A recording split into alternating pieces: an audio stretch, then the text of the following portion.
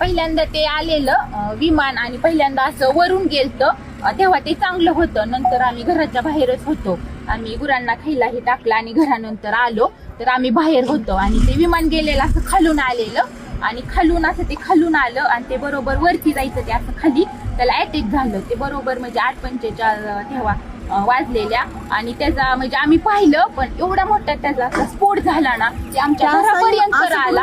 असं ते फिरलं आणि खालीच क्रॅक झालं. ते धावपट्टीवर गेलंच नाही तसं असं जाग्यावर त्याचा स्फोट झाला. आम्ही एवढं घाबरलो तरी पण म्हणजे ते आले वरून पोलीस ही मग आम्ही गेलो. 15 मिनिटं थांबले मग आम्ही घरून तरी पण आम्ही पाणी आणलं बांधले ते पाणी घेऊन आलो. त्यांच्यापाशी पाणी दिलं भिजवलं आणि ती बॉडी अशी साईडला पडलेली आणि त्यांचं मुंडकं ही पूर्ण म्हणजे साईडला होतं ना अशी निम्मी बॉडी होती ती आम्ही पूर्णपणे पाहिलेली बॉडी.